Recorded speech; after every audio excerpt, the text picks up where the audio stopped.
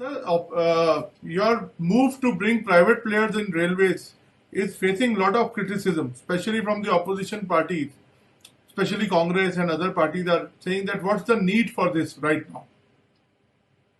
मैं समझता हूं कि कांग्रेस पार्टी एकदम दिशाहीन हो गई है और उनको खुद को ही पता नहीं कि उनकी क्या पॉलिसीज रही हैं पास्ट में और वो देश के सामने किस प्रकार का डेवलपमेंट मॉडल देना चाहते हैं। हमारी जो कल्पना है कि पब्लिक प्राइवेट पार्टनरशिप में अच्छी मॉडर्न ट्रेन जो विश्व भर में जनता की सेवा करती हैं, लोगों को अच्छा सुगम यात्रा देती हैं, ऐसी ट्रेन भारत में भी आए। अब ये ट्रेन आएंगी तो इसमें लेटेस्ट टेक्नोलॉजी की कंफर्टेबल ट्रैवल वाली ट्रेन होंगी, बड़े पैमाने पे निवेश होगा इन ट्रेन को लाने के लिए, हाई स्पीड पे चलेंगी और भारतीय रेल का जो पैसा नॉर्मल कोर्स में ऐसी ट्रेन लाने में लगता, वो पैसे से हम aspirational districts, north east India, Jammu Kashmir ऐसे इलाकों में रेलवे का विस्तार कर पाएंगे। साथ ही साथ ये मॉडर्न टेक्नोलॉजी भारत में आएगी तो मेक इन इंडिया के तहत यहाँ पे ट्रेनें बनेंगी, भारत की भी रिक्वायरमेंट पूरी करेंगी और हम इसका निर्यात एक्सपोर्ट भी कर पाएंगे। एक प्रकार से ये एक सोच भारत में रेल यात्रा को सुगम बनाने की सोच के हिसाब से इस पूरी पॉलिसी को एडॉप्ट किया गया है और ये कोई पॉलिसी नई नहीं है। उल्टे 2004 से 14 हर बजट में जिक्र हुआ है पब्लिक प्राइवेट पार्टनरशिप। 2005 में चिदम्बरम जी ने जब बजट रखा तो उन्होंने कहा government will recognise the leading role played by the private sector and provide a supportive policy environment and stable tax policy। और उसी साल रेलवे बजट में लालू प्रसाद यादव जी क्या कहते हैं, in the coming years we propose with the help of RLDA तो rail land development authority है to develop metro stations into world-class modern stations and extend passenger amenities through construction of food plazas, shopping malls, etc. on vacant land।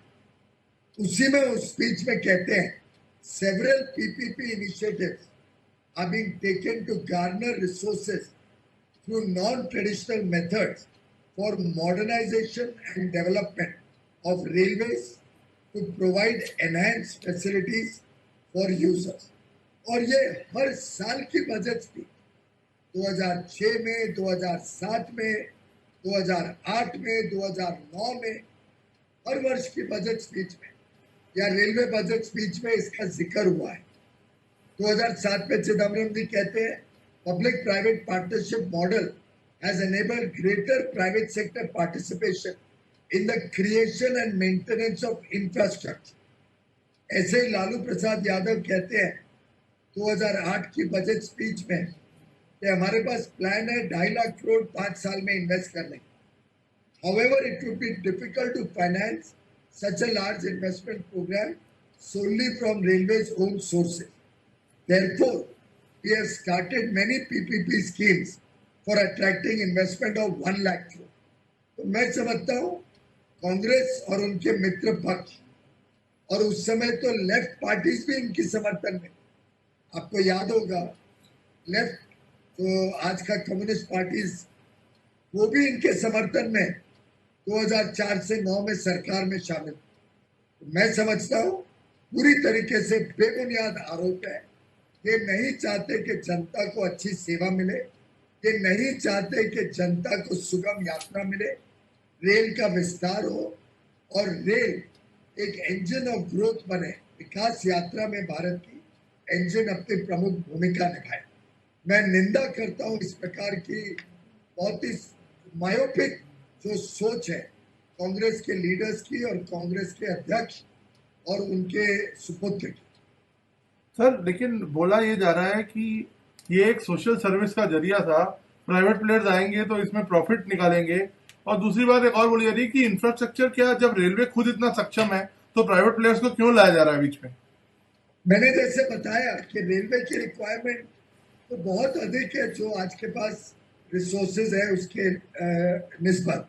अब railway ने अगले 12 साल में 50 लाख करोड़ रुपए का निवेश प्लान किया है, जिससे बड़े पैमाने पे रेल लाइनें लगे, अच्छी मॉडर्न रोलिंग स्टॉक लगे, ट्रेनें बने, फ्रेट के सुविधाएं बढ़े, जिससे लॉजिस्टिक्स का कॉस्ट कम हो और हम अंतर्राष्ट्रीय बाजार में कंपेटिटिव हो सके। मेक इन इंडिया के तहत भारत में और मौके मिले, निवेश के भी और नौकरी के भी। अब ये सब चीजें कोई नई नहीं है। 1991 के बाद लगातार सरकार और प्राइवेट सेक्टर मिलकर देश की अर्थव्यवस्था को मजबूत करें और विकास यात्रा को गति दें, उस काम को हम आगे लेके जा रहे हैं। और जहां रही बात सोशल सर्विस की, जितनी सोशल ऑब्जेक्टिव प्रधानमंत्री मोदी सरकार ने देश के लिए, देश के गरीबों के लिए और गरीब यात्रियों के लिए किए, मैं समझता हूं आज के पहले कोई सरकार ने नहीं। जितना ज्यादा गरीबों को सुविधा, ये कोविड के समय देख लीजिए, प्रधानमंत्री गरीब कल्याण योजना के तहत जितने काम हुए हैं, शायद आज के पहले कोई आपदा में कोई सरकार ने नहीं किया।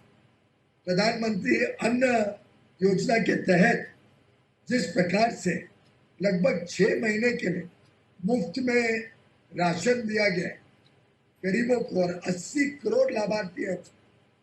मैं समझता हूँ भारत के आजादी के बाद ये पहली सरकार है जिसने गरीबों के लिए इतने सारी योजनाएं लाई है।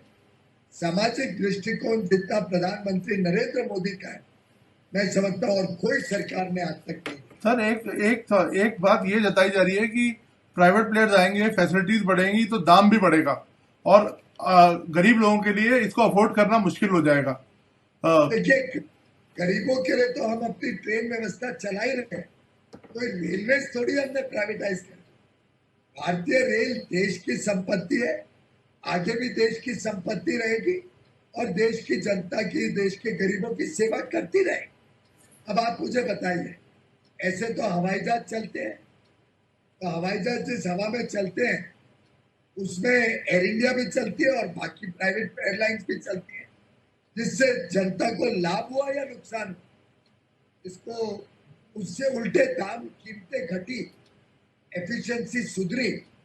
आप बताइए, पहले 2000-3000 रुपए में दिल्ली से मुंबई को जा सकता था, आज हवाई यात्रा में सस्ती टिकटें भी मिलने लग गई है।